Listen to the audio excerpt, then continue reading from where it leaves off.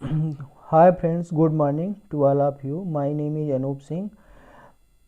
दोस्तों, आज हम टेंस के बारे में सीखने वाले हैं कि टेंस कितने तरह के होते हैं, वो कितने भागों में डिवाइड किए हुए गए हैं। सारा कुछ टेंस का A to Z आज हम सीखने वाले हैं, और वो भी इजी वे में कैसे सीखते हैं। खासकर हिंदी मीडियम स्टूडेंट के लिए ये हमारा आज का टॉपिक खास बेनिफिट रहने वाला है।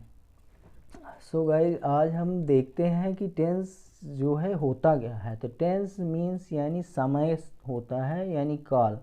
जैसा कि हम जानते हैं कि हमारा समय 3 तरह का ही होता है, एक चल रहा होता है, एक बीत गया होता है, एक आने वाला होता है। इसी वे को लेके यानी टुमारो, टुडे और यस्टरडे को बेस मानकर टेंस 3 भागों में डिवाइड किया गया है। पहला होता है प्रेजेंट टेंस यानी टुडे, यानी वर्तमान काल, जो हमारा समय अभी चल रहा है वो होता है। इसमें हिंदी वाक्य के अंत में है हो हूँ लगा रहता है। सेकंड नंबर पे हमारा आता है पास्ट टेंस। पास्ट टेंस यानी भूतकाल, जो हमारा समय बीत गया होता है, जो हम कर चुके होते हैं, वो पास्ट टेंस के अंतर्गत आता है। इसकी पहचान होती है कि हिंदी वाक्य के अंत में था थे थी लगा हुआ होता है। और तीसरा हमारा आता है फ्यूचर टेंस यानी भविष्यकाल, जो हमारा फ्यूचर यानी टुमारो आने वाला है, जिसमें जो हम एक्टिविटी परफॉर्म करने वाले हैं, जो हम काम करेंगे, वो फ्यूचर टेंस के अंतर्गत कवर होता है। एक एग्जाम्पल लेते हैं और उसमें से तीनों को हम समझने का प्रयास करते हैं। जैसे मैं पढ़ता हूँ, दिस इज प्रेजेंट टेंस यानी वर्तमान काल।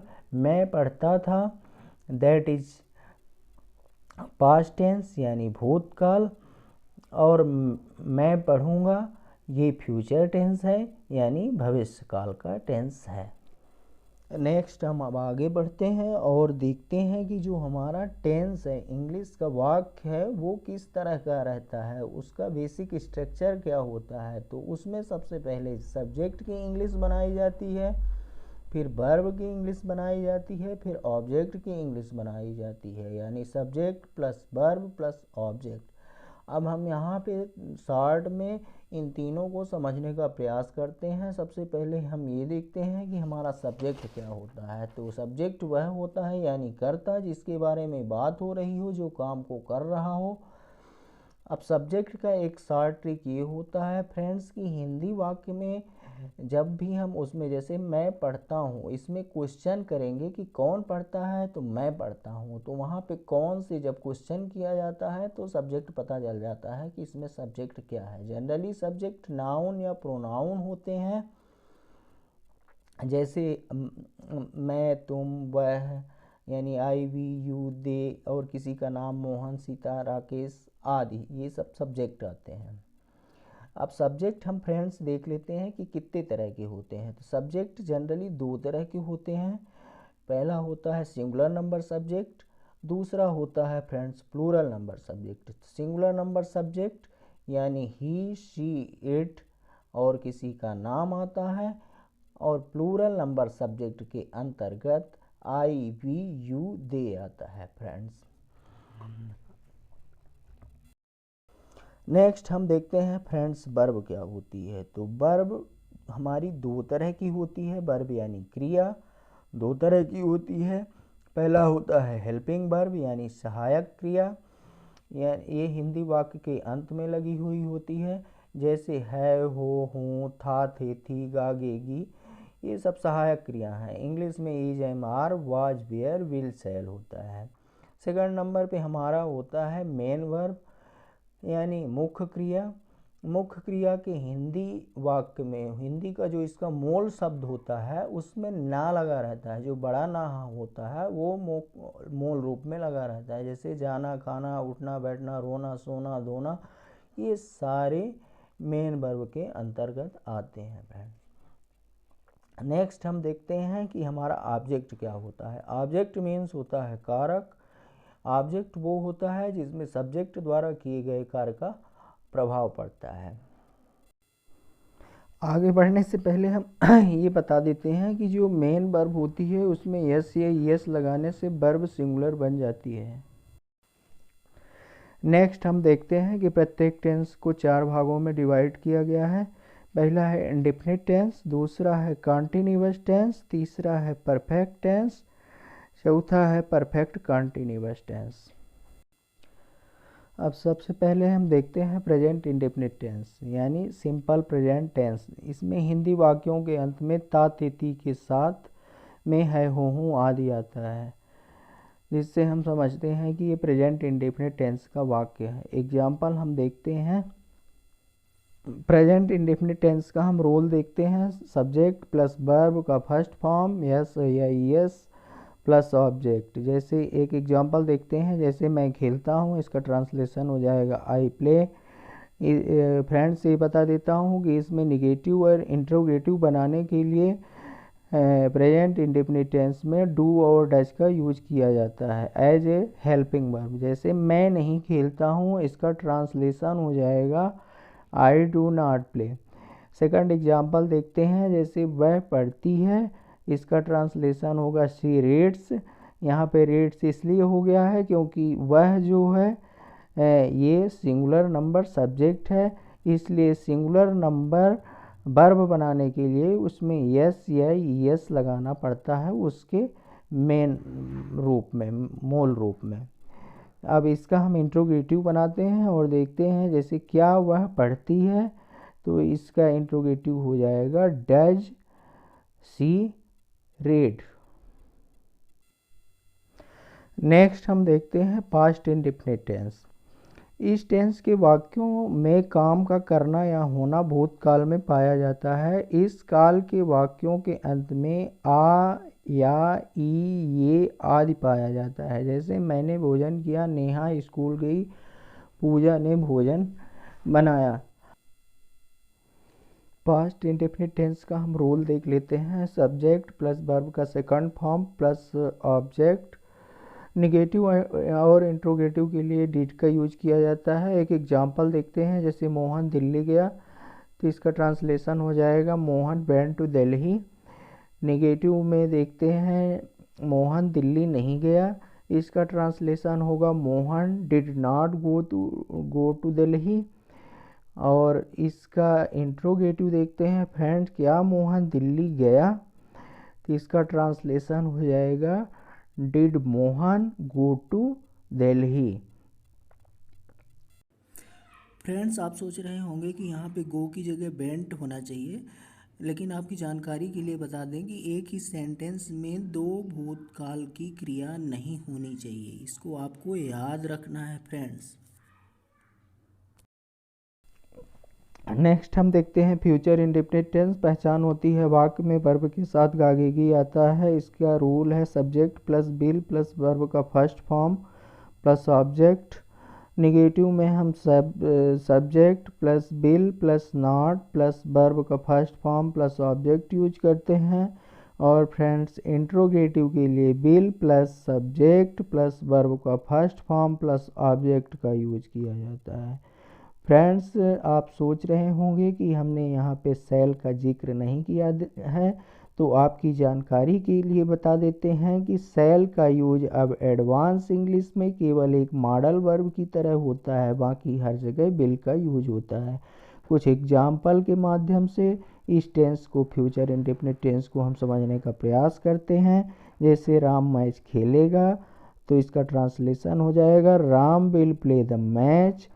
इन निगेटिव में ऐसे हम इसको इस तरह से निगेटिव में यूज करेंगे, राम मैच नहीं खेलेगा, Ram will not play the match.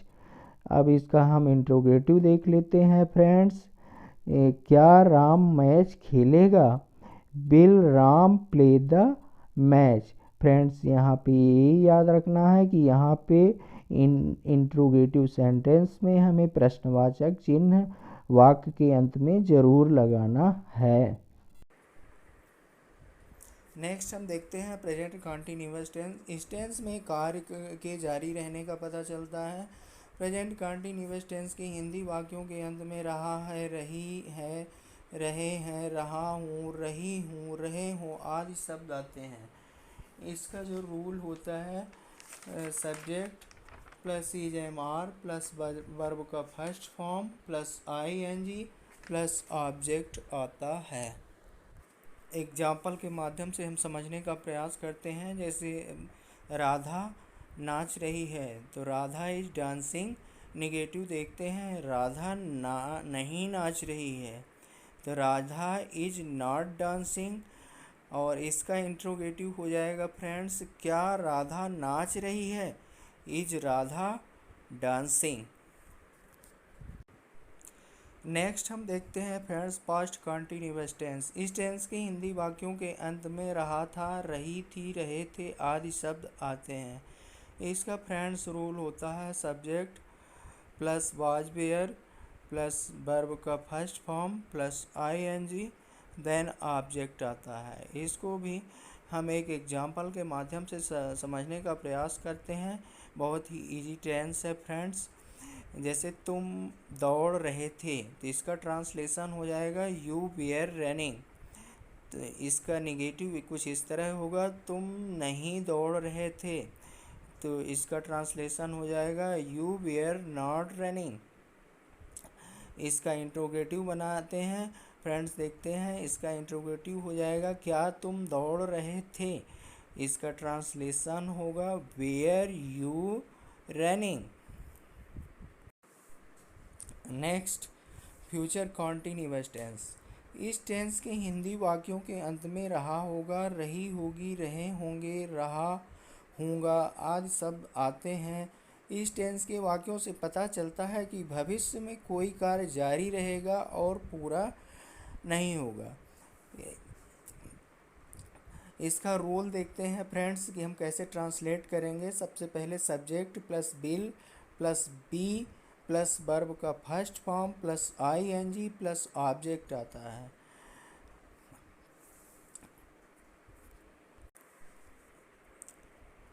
हम एग्जाम्पल के माध्यम से समझने का प्रयास करते हैं कि वह बाजार में सब्जियां बेच रहा होगा। इसका ट्रांसलेशन हो जाएगा he will be selling vegetable in the market.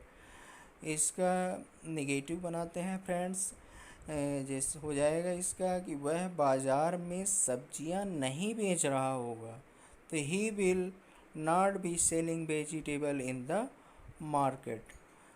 अब इसका इंट्रोगेटिव बनाते हैं फ्रेंड्स, तो इसका इंट्रोगेटिव बनेगा क्या वह बाजार में सब्जियां बेच रहा होगा, तो इसका ट्रांसलेशन हो जाएगा will he be selling vegetable in the market.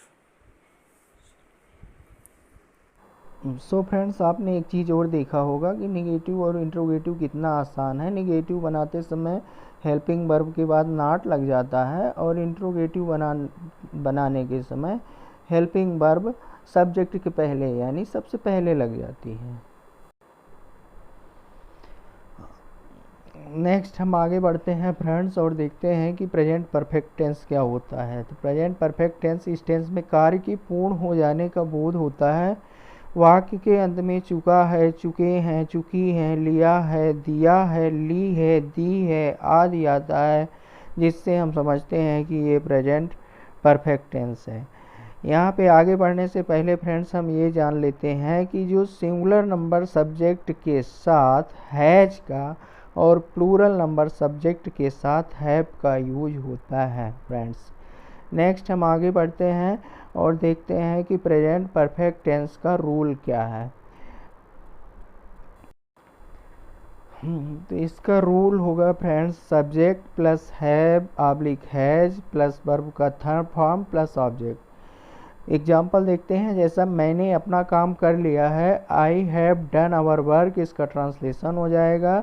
Negative के केस में देखते हैं, मैंने अपना काम नहीं किया है, तो इसका ट्रांसलेशन हो जाएगा I have not done our work.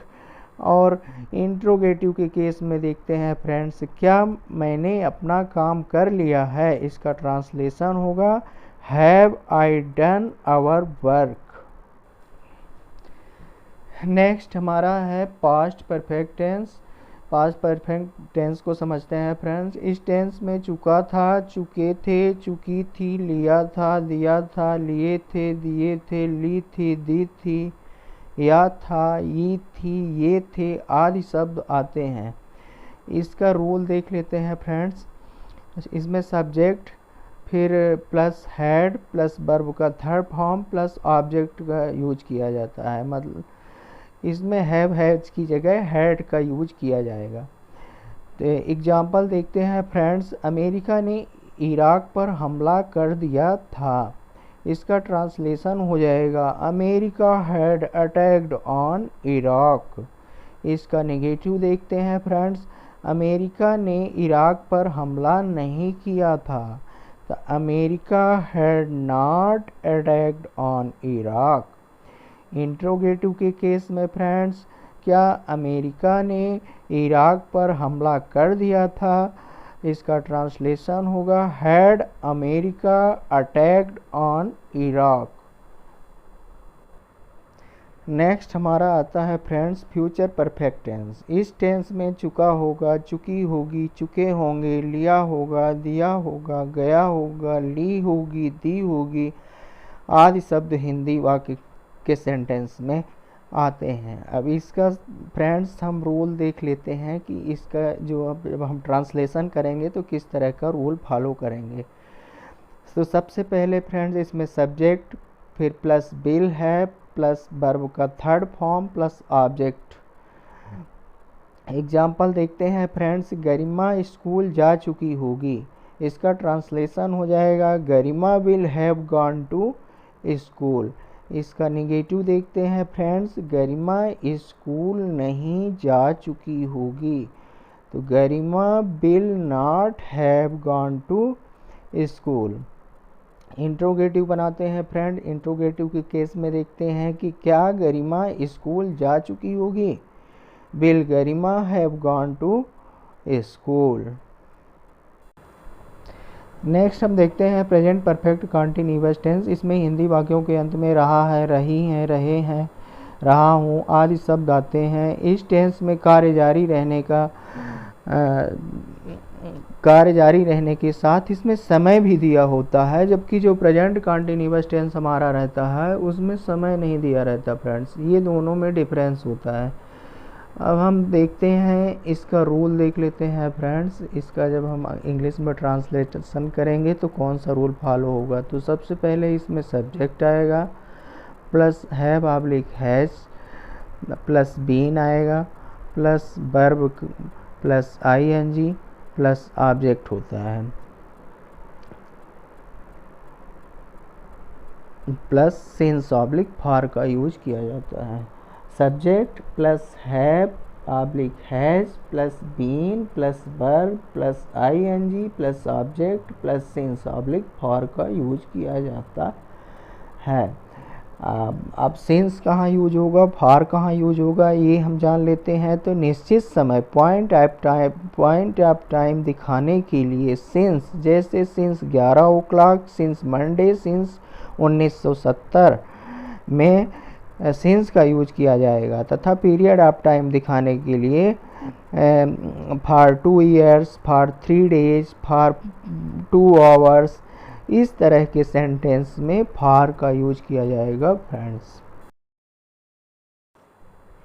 Some example के माध्यम से अब इसको समझने का प्रयास करते हैं। जैसे एग्जाम्पल है, पिताजी सुबह से अखबार पढ़ रहे हैं। इसका ट्रांसलेशन हो जाएगा according to rule friends, the father has been reading newspaper since morning. इसका नेगेटिव देखते हैं, पिताजी सुबह से अखबार नहीं पढ़ रहे हैं। The father has not been reading newspaper since morning. इसको इंट्रोगेटिव के केस में देखते हैं, क्या पिताजी सुबह से अखबार पढ़ रहे हैं? Has the father been reading newspaper since the morning.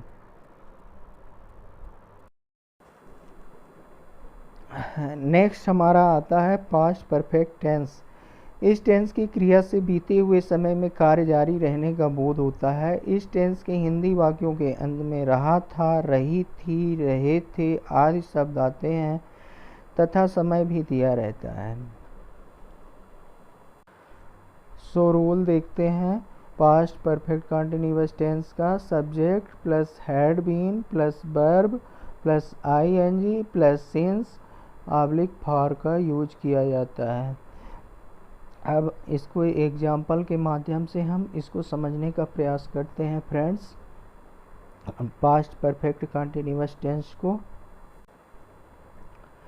जैसे कि मोहन 2 घंटे से अपनी किताब पढ़ रहा था, इसका ट्रांसलेशन हो जाएगा Mohan had been reading his book for 2 hours.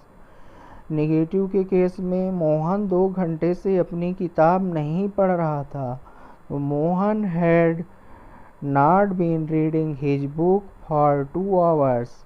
Interrogative के केस में देखते हैं फ्रेंड्स, क्या मोहन 2 घंटे से अपनी किताब पढ़ रहा था? Had Mohan been reading his book for 2 hours, इसका ट्रांसलेशन हो जाएगा। नेक्स्ट देखते हैं फ्यूचर परफेक्ट कंटिन्यूअस टेंस। इसमें हिंदी वाक्य में रहा होगा, रही होगी, रहे होंगे, होता है तथा समय भी दिया रहता है, जिससे हम ये कंफर्म करते हैं समय दिया रहता है तो कि ये tense future perfect continuous tense का सेंटेंस है। अब इसका हम फ्रेंड्स रूल देख लेते हैं, इसका स्ट्रक्चर देख लेते हैं। Subject plus will have oblique shall have plus been plus verb का first form plus ING plus object plus time दिया रहता है। इस स्ट्रक्चर को हम जब हिंदी से इंग्लिश में ट्रांसलेट करते हैं इस सेंटेंस को, तो इस स्ट्रक्चर के थ्रू करते हैं। सो फ्रेंड्स, हम एग्जाम्पल के माध्यम से समझने का प्रयास करते हैं। एग्जाम्पल है, वह 2 घंटे से संगीत सुन रहा होगा। इसका ट्रांसलेशन हो जाएगा according to rule, he will have been listening to music for 2 hours.